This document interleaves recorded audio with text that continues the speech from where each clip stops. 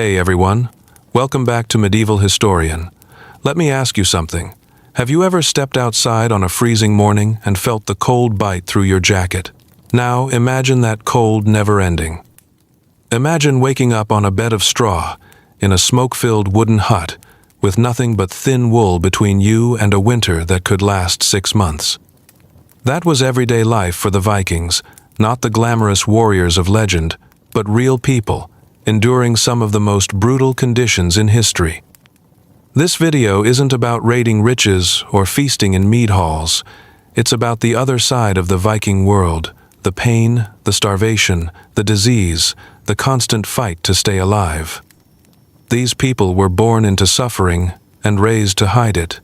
Their world was unforgiving, and every moment of peace was borrowed time. Today, we complain when the Wi-Fi goes out or the coffee's cold, but the Vikings lived without warmth, without mercy, and often without hope, and yet they endured, they adapted. They survived, but not without sacrifice.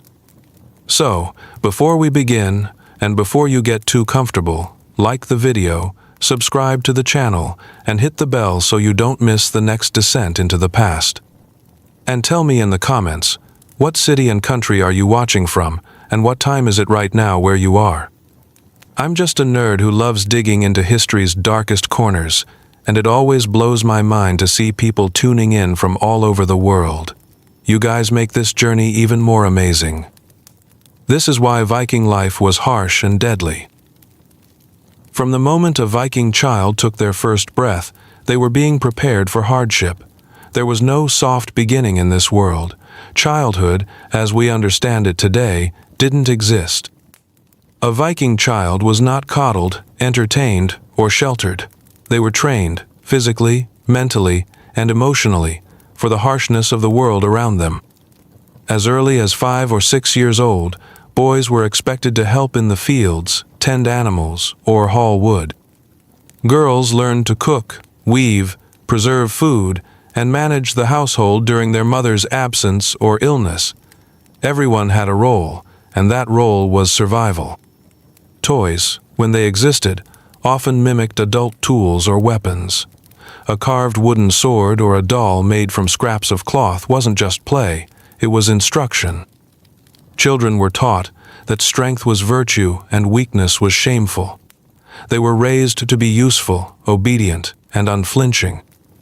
It wasn't unusual for boys to watch violent duels or participate in training games that ended in bruises or broken bones. Cruelty wasn't cruelty, it was preparation. Because the world outside their door didn't care if they were ready. Winter, war, famine, and disease didn't wait for anyone to grow up. But perhaps the most brutal lesson Viking children learned early was that life was short. Many watched siblings die from illness, hunger, or accidents. Death wasn't hidden. It was present at the hearth, in the village, at sea. It became a quiet part of childhood, shaping a generation who grew up never expecting safety, only resilience. Viking lands were defined by their unforgiving winters, long, dark, and deadly. The cold didn't just settle over the landscape. It crept into bones, lungs, and minds. Temperatures dropped well below freezing, and daylight vanished for months at a time. Snow buried homes, froze rivers, and turned roads into deadly traps. The hearth became the center of survival, and the quality of your firewood could mean the difference between life and death. Inside the longhouse, families huddled close for warmth. The smoke from the central fire often hung thick in the air, blackening the walls and stinging the eyes. Ventilation was poor, and sickness spread quickly. Windows, when they existed, were sealed with animal hide or shutters. Cold air seeped through every crack, and sleeping under layers of wool or fur was never quite enough. Food was often rationed. Meat and preserved goods stored months earlier were dwindling, and hunger became a daily ache. Outside, nothing moved. Fields lay frozen. Water buckets turned to blocks of ice. Livestock had to be kept indoors, filling the homes with noise, stench, and added warmth. But even the animals sometimes froze to death or were slaughtered early just to stretch the food supply. Isolation crept in. The silence of a frozen world, combined with darkness that lasted weeks, brought more than physical suffering. It brought despair. Winters didn't just test the body, they tested the spirit, and only the strongest, or the luckiest, came out of them whole. As the months dragged on and the snow refused to melt, food supplies ran dangerously low. The end of winter was the most feared time in Viking society, not because of the cold, but because of what followed: starvation season. By February or March, whatever had been stored from the previous harvest was often gone or rotting. Families rationed scraps of dried fish, salted meat, fermented grain, and old root vegetables. The strong went hungry so the young might eat. Hunger gnawed at the bones of every household, and desperation led to harsh decisions. If livestock survived the winter, they were rarely spared. Chickens, goats, even horses were slaughtered not out of choice, but necessity.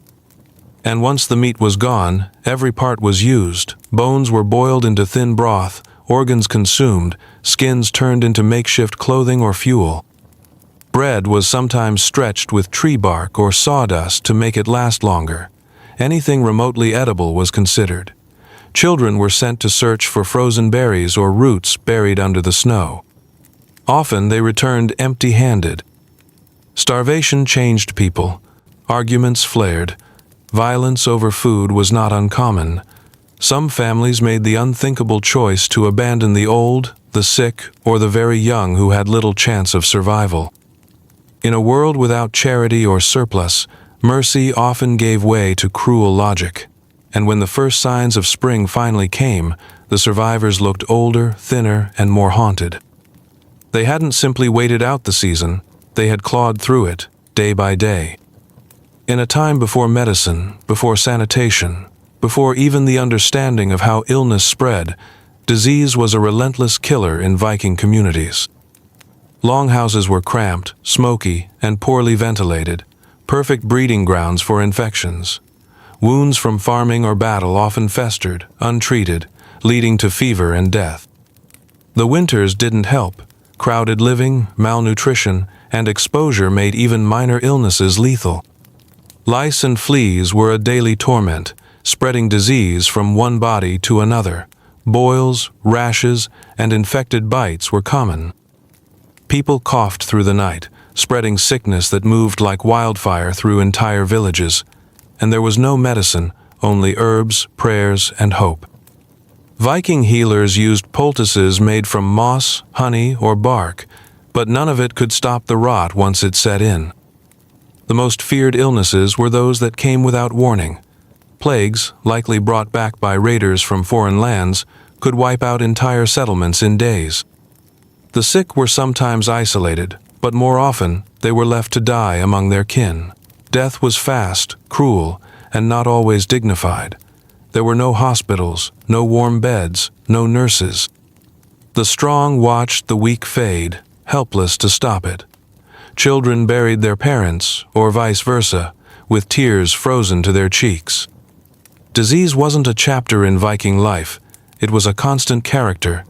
It shaped their understanding of fate, of death, and of what it meant to endure in a world that seemed to want them gone. In Viking society, justice was personal, and revenge was sacred. There were no police, no courts, and no prisons in the way we understand them today.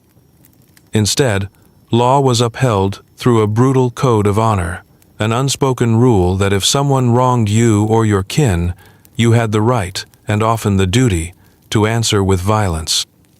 Blood feuds were not rare, they were expected. One death could lead to generations of retaliatory killings, with each side believing it was restoring balance. These feuds didn't always start with murder. A stolen cow, an insult at a feast, or a failed marriage agreement could spark a cycle of vengeance. And once the first blow was struck, peace became nearly impossible. Entire families were drawn in. A son might be expected to kill the man who killed his father. A brother might swear an oath to avenge his sister's dishonor. If a man refused to take vengeance, he risked being seen as weak, dishonorable, even cursed, and honor was everything. The thing about blood feuds was that they rarely brought justice. They brought fear, suspicion, and isolation. Villages became divided, and neighbors stopped trusting one another. Children were raised with hatred in their hearts for people they'd never met. Some tried to settle matters with silver or through arranged marriages, but those solutions were temporary. Grudges ran deep, and the thirst for revenge often outlasted reason. Viking life wasn't just dangerous because of outside threats, it was deadly from within. The Vikings are remembered for their mastery of the sea, but few remember how often those seas took their lives. Setting sail was an act of courage and desperation. The longships, for all their legendary design, were still vulnerable to the vast power of nature. Windstorms could rise in moments, overturning boats or smashing them against jagged coasts.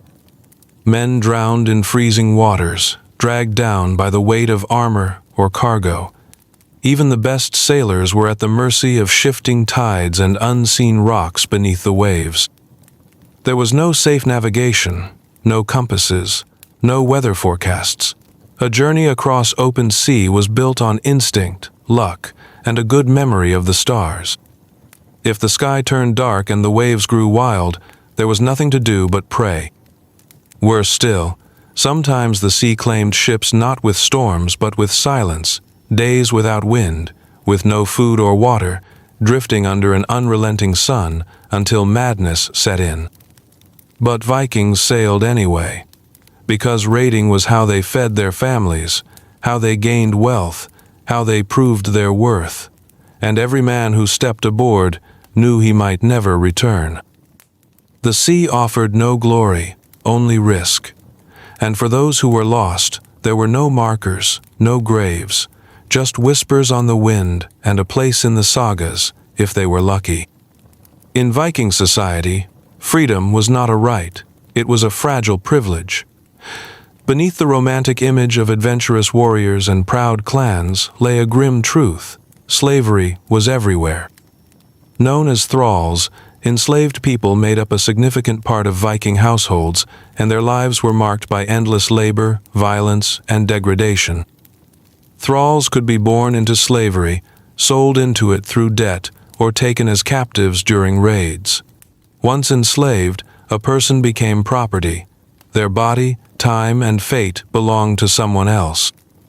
Life as a thrall was exhausting and often terrifying.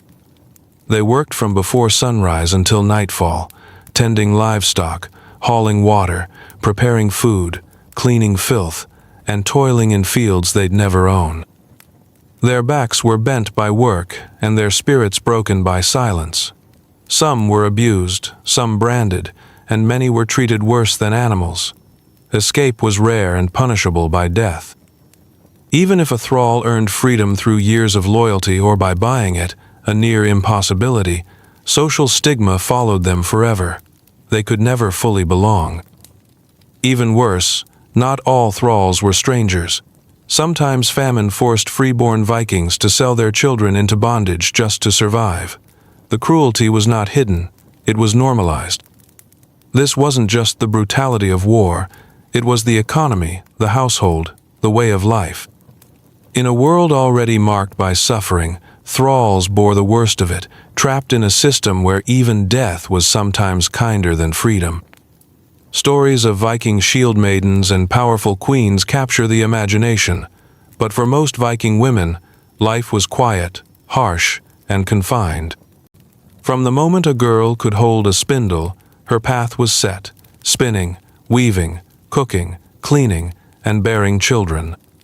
A woman's worth was often tied to her ability to maintain the household and produce heirs. Marriage wasn't romantic, it was strategic.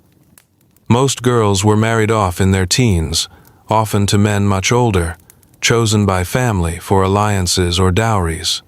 Love was rarely part of the equation. Childbirth, far from a sacred joy, was one of the most dangerous experiences a woman could face. With no sanitation, no trained midwives, and no medical knowledge, Giving birth was often a gamble with death. Many women died in labor. Many babies did not survive. And yet, the expectation remained: bear children, raise them, and bury them without complaint. If a woman couldn't have children, she risked being cast aside entirely. Despite these challenges, some women found ways to carve out influence, managing farms while husbands were away, passing down oral history, or even acting as priestesses in rituals. But they walked a fine line. A woman who spoke too boldly or claimed too much independence could be shamed, beaten, or worse. Viking women carried the weight of survival in silence, their strength hidden in the folds of everyday struggle. Their courage wasn't in battle, it was in endurance. Honor wasn't just a cultural value in Viking life, it was everything. It determined your reputation, your safety, your place in the community, and even your afterlife. A man without honor was seen as lower than a thrall, unworthy of respect or even remembrance. But the rules of honor were unforgiving. They demanded strength, stoicism, and a readiness for violence. If someone insulted you, you had to answer it. If your family was wronged, you were expected to act. Hesitating, forgiving, or walking away could be seen as weakness, and weakness invited disgrace. Even simple disputes could turn deadly. An offhand insult at a feast, a misplaced word during negotiation, or a challenge not taken up could spiral into public shame or bloodshed. Some disputes were settled at the Thing, the Viking assembly where matters were judged, but even that system relied on force. Fines were paid in silver or livestock, and if a man refused the verdict, he might be exiled or hunted. Women weren't spared either. A woman who was dishonored through rumor, assault, or scandal often suffered in silence, with her reputation dragging down her entire family. Honor was both armor and trap. To keep it, you had to act hard, stay guarded, and never show fear or grief. You were never truly free. Every word, every action was weighed, remembered, and judged. In the Viking world, your name outlived your body, but only if you protected it with your life. Before Christianity arrived, the Vikings followed a religion filled with mystery, fear, and blood. Their gods were not merciful beings who offered salvation. They were wild, powerful forces who demanded strength and sacrifice. Odin, the Allfather, traded his eye for wisdom. Thor crushed giants with his hammer but couldn't prevent chaos. Loki, the trickster, brought ruin as often as he brought aid. To worship them was not to find peace. It was to keep death at bay, at least for a while. Viking rituals were often public and bloody. Sacrifices were made to appease the gods. Animals, sometimes people, were offered during great ceremonies. These rituals weren't seen as cruel, they were necessary. A poor harvest, the gods were displeased. A disease spreading through the village, a larger offering might be needed. Sacred groves, pools, and stone altars bore witness to the desperate pleas of a people trying to survive a world that never stopped testing them. Priestesses and seers known as Velvas were feared and respected, able to see glimpses of fate. Their visions were cryptic and often terrifying. And yet, people clung to their words like lifelines.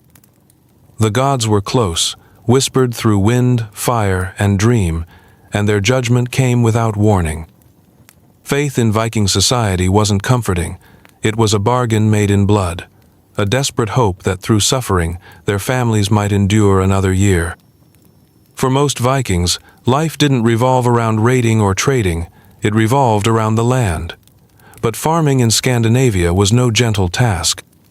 Much of the terrain was rocky, the soil was thin, and the growing season was brutally short. Summer came late and left early. Crops had to be planted and harvested with clockwork precision, or the family would starve. Even in good years, there was never a sense of ease, only a brief sigh of relief before the next storm rolled in. Fields were cleared with backbreaking labor. Stones had to be hauled by hand, and wooden plows dragged through stubborn earth by oxen or men. Barley, rye, oats, and turnips were the main staples, simple, durable, and barely enough. Rain could wash it all away. A single frost could ruin a season. And unlike modern farmers, Vikings couldn't rely on fertilizer, irrigation, or machines. Their tools were primitive, and every injury, blisters, infections, back strain could take a man out for weeks. Livestock were precious but hard to keep.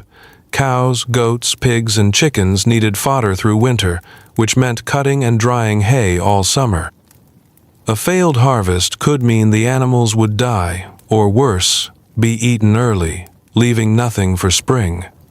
Farming wasn't just labor, it was a gamble with death. And when you're working land that fights back, with no guarantee of reward, you begin to understand how much of Viking life was built not on glory, but on sheer survival. In the heart of every longhouse, there burned a fire that never went out. It warmed the family, cooked their food, lit the dark nights, but it also filled the air with thick smoke, ash, and danger. Fires were life-givers, but they were also killers. Every spark had the potential to consume everything, and yet there was no escaping it. Day and night, summer and winter, the fire had to stay alive. If it went out during a storm or snowstorm, it might not be relit. Matches didn't exist. Flint and steel were slow, unreliable, and the tinder was precious. The longhouse was usually a single large room with the hearth at the center. There was no chimney, just a small vent in the roof. Smoke filled the air constantly, stinging eyes, burning throats, and blackening everything inside. Infants inhaled smoke from birth. Elders coughed themselves to sleep. And every cloth, wall, and person carried the smell of burning pine and ash. It was claustrophobic, choking, and inescapable. Still, the fire was sacred. It meant warmth, safety, life. When families passed down stories, they did it around this fire. When warriors returned from battle, they sat near it to feel human again. The hearth was a symbol of endurance, and a reminder that even the smallest light required endless vigilance to survive the dark. In Viking culture, childhood was less a protected phase of life, and more a fleeting window before duty arrived. There were no toys, no schools, no carefree years of exploration. Children were expected to work, contribute, and grow up fast, or they didn't grow up at all. From the age of 5 or 6, boys were handed small tools or sent to herd animals. Girls learned to spin thread, cook, and care for younger siblings. Play was a luxury, not a right. Death was a constant threat. Childhood illnesses were rampant, and without medicine or proper nutrition, even a minor infection could be fatal. Many children didn't survive their first few winters. Those who did were hardened by loss, labor, and silence. They watched their elders die from wounds and sickness, buried siblings before they could even speak, and carried the weight of grief before they knew what it meant. There were no lullabies to shield them, only work to distract them. Still, some children dreamed. They listened to sagas by the fire, imagining themselves as great warriors or wise skalds. But most would never leave their village. Their names wouldn't be remembered in poems. They would marry, toil, suffer, and pass on the same burdens to their own children. Childhood in the Viking world wasn't a season, it was a countdown. Vikings rarely spoke of pain, not because they didn't feel it, but because to acknowledge it was considered weak. Pain was endured, not discussed. It came from every corner of life. The cold that never left your bones, the infections that twisted your limbs, the childbirth that tore through women's bodies, the wounds left by tools or weapons, and the gnawing hunger that never fully disappeared. Pain was not an occasional visitor, it was a permanent tenant in Viking life. There were no painkillers, no anesthesia, no soft beds for recovery. If you were injured, you bit down on leather and prayed not to scream. Bones were set by hand, wounds stitched with coarse thread and no antiseptic. Teeth rotted and were pulled without tools. Women in labor might cry out, but they were expected to keep going even through agony. Men limped into battle with broken ribs. Children watched loved ones suffer and learned early not to flinch. Pain wasn't just physical, it was emotional. Loss, isolation, betrayal. But expressing that pain was dangerous. Too much vulnerability could mark you as cursed, or worse, dishonorable. And so the pain was buried deep, passed silently from generation to generation, like an heirloom forged in fire. For the Vikings, pain was not a moment, it was a legacy. In Viking lands, winter wasn't just a season, it was a state of being. Even during the warmer months, the threat of winter never faded. Every task, every decision, every breath was shadowed by the knowledge that the cold would return, and when it came hard. Snow blanketed the earth for months, ice clung to every surface. Water froze solid, and winds cut through even the thickest wool cloaks. Fires became lifelines, but wood was finite. If your family hadn't gathered enough fuel, warmth turned to frostbite. Fingers blackened, toes were lost. Sleep became a gamble with death. Crops stopped growing. Roads disappeared under snow. Darkness reigned for nearly 20 hours a day. The silence was suffocating, broken only by the groans of ice shifting or the howl of a wolf in the distance. Inside the longhouse, smoke from the fire clung to the air, mixing with the stench of bodies, moldy straw, and boiled roots. Everyone grew restless. Arguments flared, spirits darkened.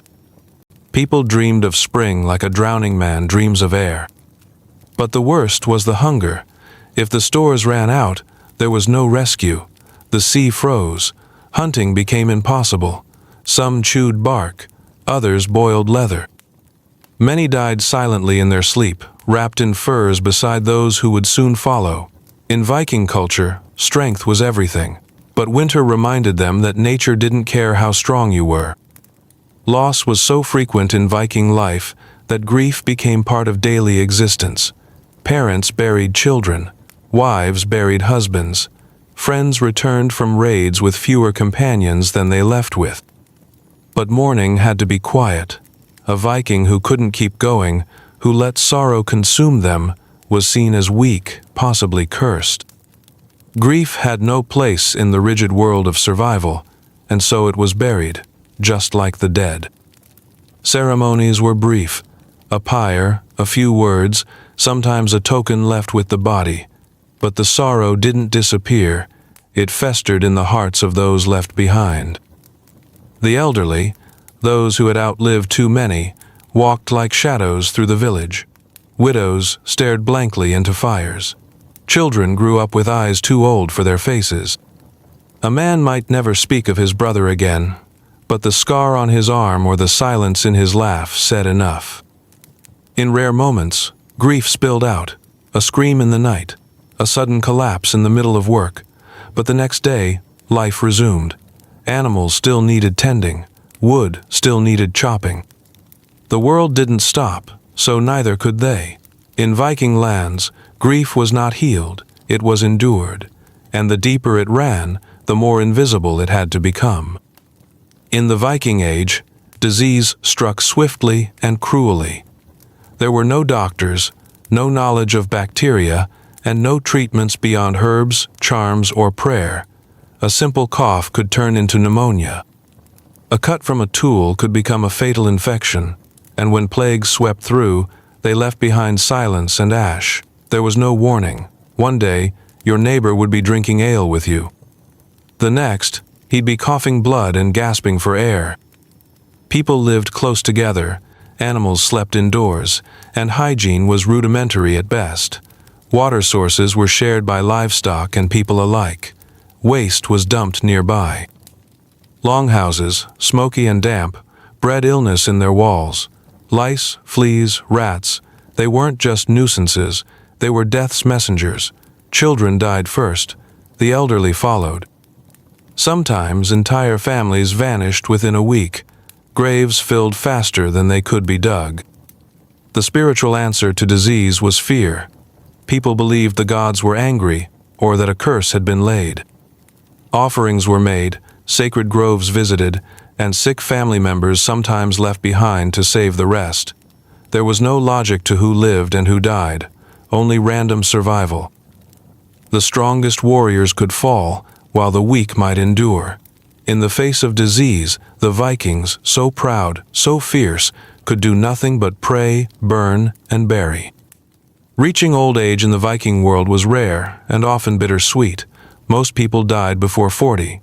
Those who lived longer bore the physical evidence of every hardship, backs hunched from years of labor, hands twisted with pain, eyes dulled by smoke and sorrow, teeth gone, strength faded. But in a culture that prized vitality and valor, the old were both respected and quietly mourned while still breathing. Because aging was seen not as a gentle decline, but as a kind of slow dying. There were no pensions, no rest homes, no retirement. The work continued. An old man still had to tend the goats. An old woman still had to stir the stew and spin the wool. When their hands couldn't keep up, they often felt like burdens. Some whispered of Uthark, the old and broken who wandered into the snow to die alone, honoring a belief that death with dignity was better than uselessness. But age also brought wisdom. Elders were the keepers of memory, the storytellers, the ones who held the village's past in their minds. Children sat at their feet, warriors asked for counsel. And yet, even their stories couldn't protect them from the final truth. Survival came with a price, and living long enough to count your scars meant watching too many others die first. For the Vikings, the sea was a highway, a provider, and a grave. It gave fish, carried ships, and offered a path to glory.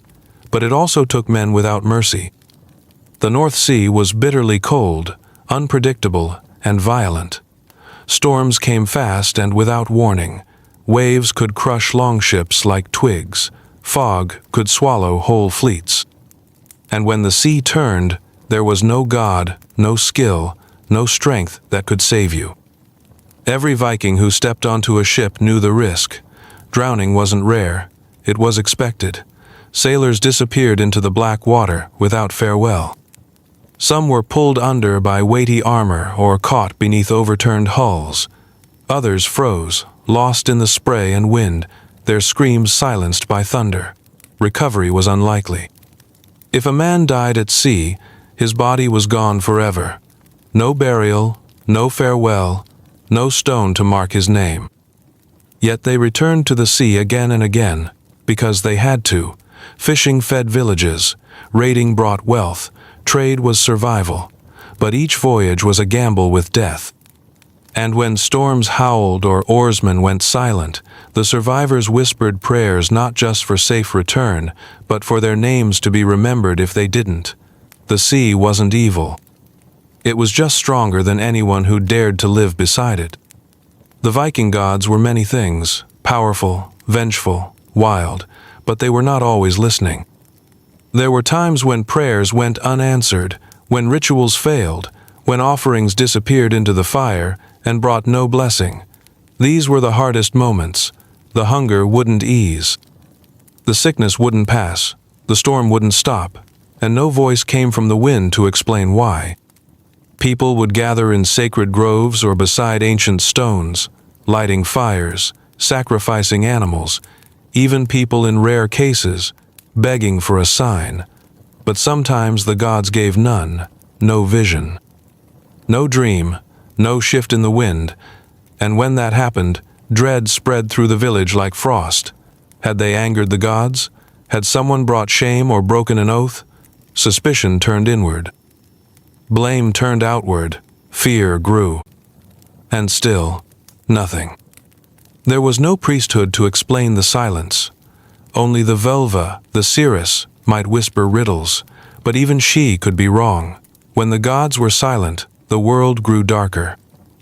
The sun seemed dimmer, the nights longer, and in those moments, the strongest Viking belief wasn't in divine protection. It was in endurance. Faith wasn't about being saved. It was about surviving the silence until the gods spoke again, or until you died trying. The Vikings were feared raiders, but they also lived in fear of being raided themselves. Rival clans, neighboring tribes, and distant warbands all sought land, livestock, silver, or revenge. Raids could happen without warning. One morning the fields would be full of life, and by evening smoke would rise where homes once stood. Children were stolen, elders killed, women taken. Warriors cut down before they could reach their axes. Defenses were crude. Villages were often small and isolated, surrounded by forests or coasts that offered little visibility. Lookouts were posted, but raiders came fast, often at night, striking like wolves in the dark. The sound of hooves or oars meant panic. Families scattered, some hid in cellars or woods. Others grabbed what they could and ran, praying they wouldn't be followed. The aftermath was brutal: burned homes, broken bodies, livestock gone, and always the silence of loss. Revenge was expected, but not always possible. The attackers were gone before the village could recover. Survivors rebuilt with fewer hands, fewer tools, and fewer hopes, and even as they worked, they watched the horizon. Because in the Viking world, peace was temporary, and safety was an illusion. Revenge wasn't just permitted in Viking society, it was expected. Honor demanded that wrongs be answered with blood. If a relative was killed, the surviving family had to act. It didn't matter if the killer had fled, repented, or vanished into the mountains. If justice wasn't delivered, the family's reputation would rot. Their place in society would decay. Children would grow up in shame. So, vengeance became a duty, one that poisoned lives. But vengeance never ended cleanly. Killing a man meant his kin would come for you. Then your family would answer, and theirs again, until generations were locked in blood feuds. Some families lived entire lives beneath the weight of revenge, fearing every knock at the door or stranger on the road. Alliances crumbled, trust vanished, villages split. Feuds became legend, and wounds reopened with every retelling. The Thing, the Viking assembly, offered a chance at resolution: fines, public apologies, exile. But those who accepted peace were sometimes branded cowards. Others agreed to settle, only to take revenge later under cover of darkness. The cycle was endless, and the cost was steep, not just in lives lost, but in joy stolen. Families lived in grief, fear, and rage, all because one blow demanded another. The Vikings are often imagined feasting after victory: long tables of roasted meat, overflowing horns of mead, laughter echoing through smoky halls. But reality was harsher. Yes, there were celebrations, but they came rarely, and they came with a price. Feasting was for the strong, the victorious, or the noble. For most, food was survival, not pleasure. The meals were simple, often bitter, and painfully small. Bread made from barley or rye, sometimes mixed with bark or ground bones during lean times. Porridge that tasted of ash. Root vegetables boiled until they dissolved into gray mush. Meat was precious and preserved with salt or smoke when it was available. Hunting was dangerous and uncertain. Fishing was better, but not always enough. In winter, food rotted or froze. What didn't spoil might mold or attract rats. Spoiled food could kill, but hunger was often worse, so people ate it anyway. Famine haunted the north like a ghost, visiting every few years to take the weakest. People turned to grass, boiled leather, even animal dung in desperate times. Feasts, when they came, were sometimes offerings after bloodshed, a funeral, a raid, a ritual. People gathered, not always out of joy, but out of obligation. And even during those moments of plenty, a shadow lingered. Everyone knew it wouldn't last. The cold would return, the food would fade, and they would be hungry again. Vikings celebrated warriors and glorified death in battle, but that doesn't mean they didn't fear it. Every man knew the truth. Death was brutal, and it came fast. A sword cut deep. An axe shattered bone, a spear tore through flesh, and no matter how strong or skilled, you could be brought down by a single misstep. There were no medics, no armor that could stop a blade forever. A wound meant pain, blood, infection, and usually death. Raids and battles were chaos. There was no order, no mercy. You might kill your enemy one moment and be disemboweled the next. The screaming never stopped. The smell of blood and bile filled your nose. Sometimes men fought beside brothers, only to realize they were alone moments later. And even if you survived, you didn't come home clean. You brought back scars, broken bones, nightmares, and guilt. Some stopped speaking. Others never stopped shaking. Valhalla promised glory, but few truly embraced death. They wanted to live. They wanted to return to their fires, their families, their land. Battle wasn't a dance, it was a slaughter. And for all their bravery, most Vikings met death not with a war cry, but with a whisper, begging to go home. The image of the Viking warrior, towering, fearless, unstoppable, is powerful, but it hides a cruel truth. Warriors bled, warriors limped, warriors cried out when the blade bit too deep.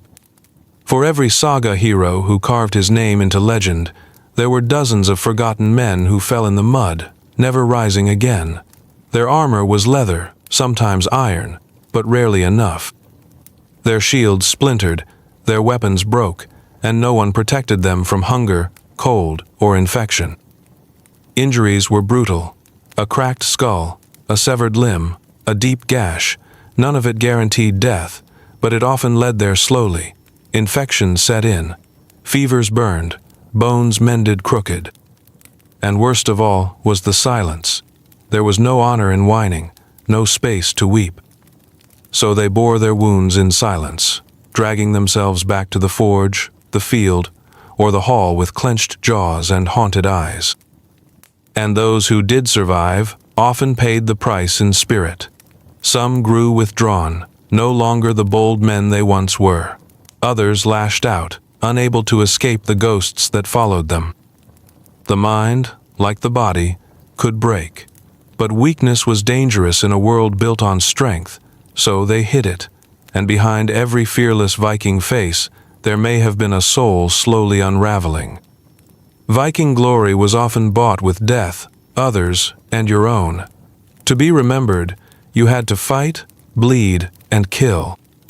Stories were told of heroes who split shields with a single blow, of warriors who held bridges alone, of chieftains who laughed in the face of doom. But every saga left out the bodies, the servants slaughtered, the farmers crushed, the children orphaned, the wives widowed. For every man glorified in song, there were 10 forgotten in blood. Raids made reputations, but they also made enemies. A glorious raid might bring gold, but it also invited revenge. And when that revenge came, it didn't care if you were the hero or not. Your home burned all the same, your children hid the same way. The same blade that earned glory could end your line forever. Even among your own people, glory was fickle. A warrior might be hailed after one battle, then ignored when a younger, stronger man rose. Memory faded, names blurred, songs changed. And in the end, all that remained was a pile of bones beneath a rune stone, if you were lucky. Glory, for all its fire, was a cold comfort to the dead. Being part of a Viking community meant protection, but it also meant control. Belonging came with rules. Every village, every clan, every household followed traditions passed down for generations. You had a role, and you stuck to it. Men fought and worked. Women ran the home, raised the children, sometimes took up arms, but only if they had to. Children were taught discipline early. Elders were obeyed without question. Step out of line, and you weren't just shamed, you were a threat to the whole village. Obedience wasn't optional. You followed the clan leader's word. You did your part during planting and harvest. You stood in line during a thing and kept silent unless called to speak. Even your thoughts had limits. Doubting the gods, questioning the old ways, hesitating in a raid, all of that could isolate you. And in the north, isolation could kill. There was comfort in unity, yes, but it came at the cost of personal freedom. You dressed like the others, believed like the others, lived and died like the others. Those who couldn't fit in often vanished, from exile, from shame, or from a mysterious end no one dared to ask about. In Viking life, survival meant community. But community demanded everything you had. The Viking world was not built on forgiveness. Mercy was seen as weakness, and weakness was dangerous. If someone stole from you, you punished them. If a neighbor insulted you, you demanded satisfaction through words or blood.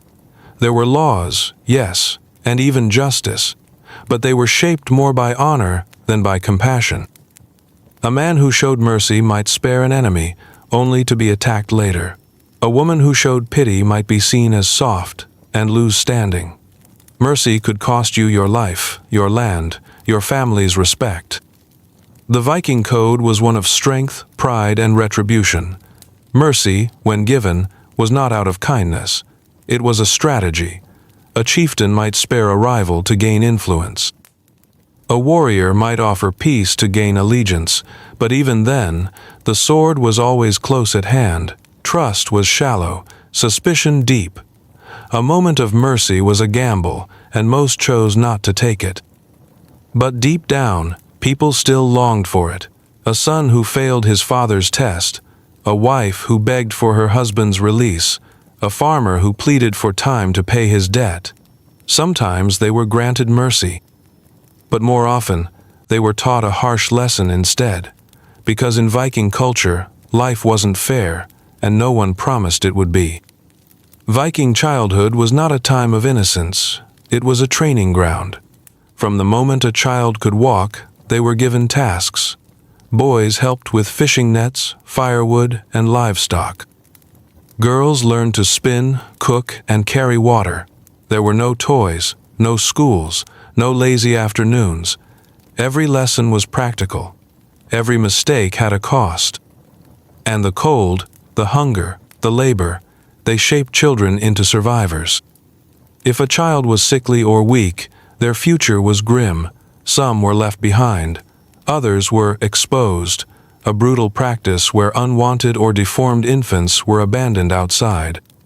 Those who lived had to earn their place. Boys were expected to fight, to train with axes and spears by the time they were teens. Girls had to manage homes, birth children, and carry burdens twice their size. Play, when it existed, often mimicked war or work. Even games taught violence, skill, and strength. Love wasn't absent, but it was hard. Parents knew how fragile life was. They didn't coddle, they prepared. Tears were wiped away not with comfort, but with reminders to be strong. Because in a world where storms could wipe out crops and swords could end lives in seconds, children didn't have the luxury of being children for long. Not every Viking wore armor or sailed off to raid. In fact, most didn't. The majority were farmers, fishers, craftsmen, traders, people who lived simple, exhausting lives, far from glory. They plowed frozen earth with stone tools, herded sheep in the bitter wind, and fished icy waters hoping to bring home more than bones. Their battles weren't fought with swords, but with sickness, hunger, and backbreaking labor. Still, they were no less tough. A farmer who survived a dozen winters deserved just as much respect as a man who returned from a raid. A weaver who kept her children warm during a famine was no less a hero than the one who lit villages ablaze. But these people, these quiet workers, were often left out of the stories. They weren't sung about. Their names weren't carved into stone. But without them, there would be no ships, no weapons, no homes, no food.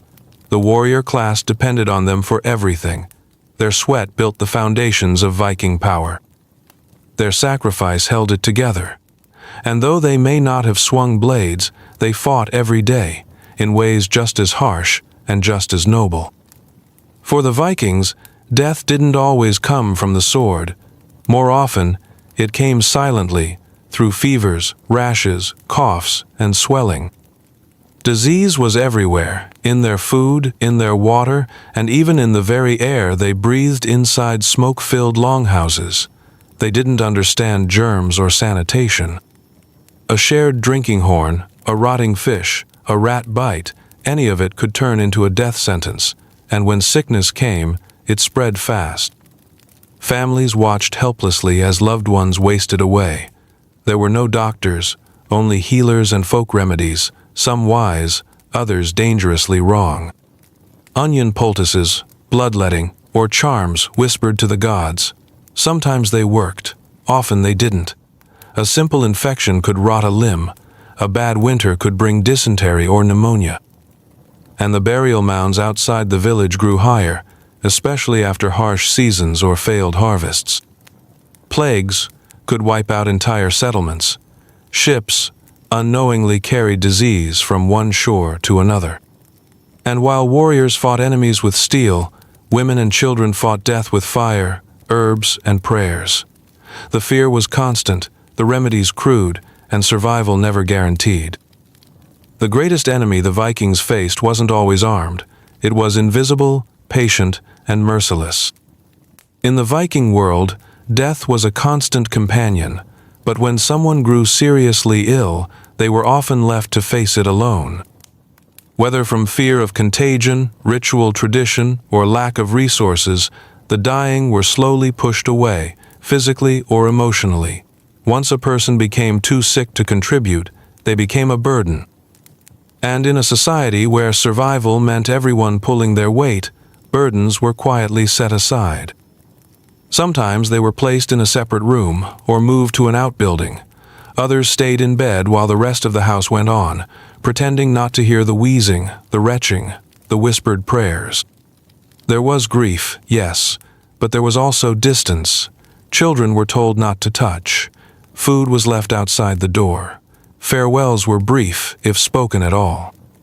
For the sick, the final days were often cold, silent, and filled with fear. And when they finally passed, their body was washed, wrapped, and buried swiftly. Rituals followed, but emotions stayed hidden. People cried in private, if at all. Because death had to be acknowledged, but never allowed to slow the living down. In a world as unforgiving as the Viking North, mourning was a luxury, and mercy was, again, a rare visitor. Winter in Viking lands was not just a season, it was an ordeal. Months of darkness, biting cold, and dwindling food supplies tested every soul in the village. The sun disappeared for weeks in the far north, and even in southern settlements, daylight was a brief, gray flicker. Snow covered the land like a shroud, the rivers froze, the roads vanished. And so did hope for many. People huddled together in longhouses, packed tight beside smoky fires, breathing the same stale air, waiting for the thaw. But warmth didn't come quickly. Firewood had to be rationed. Meals grew smaller, then stopped being meals at all. There were nights when families sat in silence, listening to the wind scrape across the walls, knowing the stores wouldn't last. Illness spread easily in the confined spaces. Tempers flared, despair grew. And the silence, thick, heavy, endless, began to feel louder than any battle cry. Children cried from hunger. Elders whispered stories of better years, hoping it might offer some comfort. And the strongest men, who once fought bravely in war, could do nothing but wait. Winter demanded patience and pain. Those who had it might see spring. Those who didn't simply disappeared, buried in snow, in silence, with no songs to remember them. Even in moments of peace, the Vikings lived with death breathing at their necks. A misstep near an icy river, a fall from a roof, a slip of the axe, any of it could kill. There were no hospitals. No second chances. A broken leg might mean infection. A toothache could turn into a festering wound.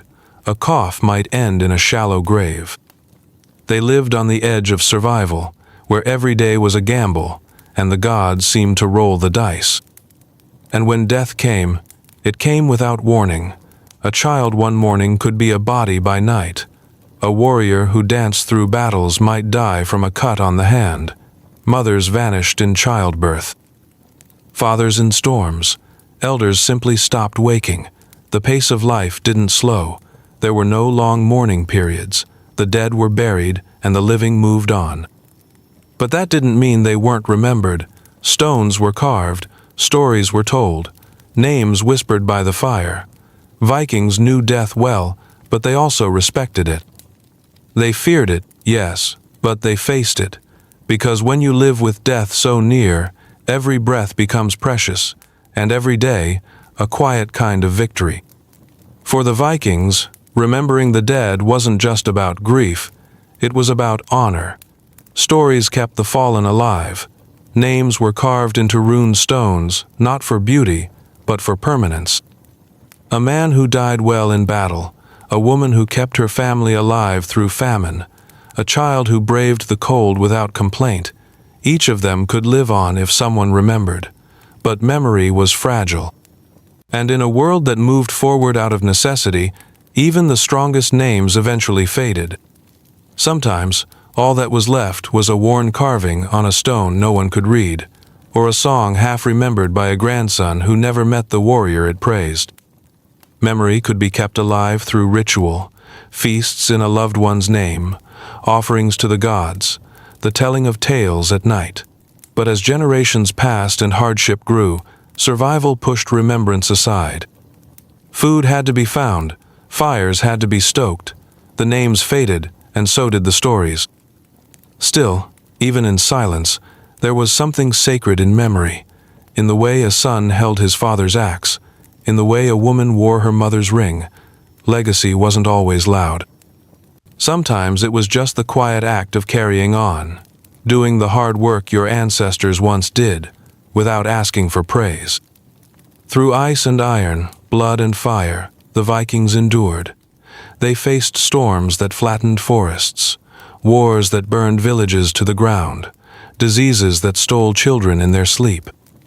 They lost homes, limbs, faith, and family, but they endured. Not because they were fearless, but because they had no other choice. Life in the Viking world was harsh, relentless, and deeply unfair. But the people within it were stubborn, proud, and fiercely loyal to those they called kin. They found meaning in survival, in building homes from frozen earth, in raising children who would one day carry on their name, in gathering around a fire and laughing, even if only for a moment. For all the violence and struggle, they still loved, hoped, and dreamed. They carved gods into stone and set sail under stars with nothing but belief guiding their way. And while many died young, those who lived became legends, not because of what they conquered, but because they endured when everything told them to quit. Their legacy wasn't just written in sagas, it was carved into bone, breath, and blood. And though time buried their names beneath ash and snow, their story still echoes, raw, brutal, and defiantly human.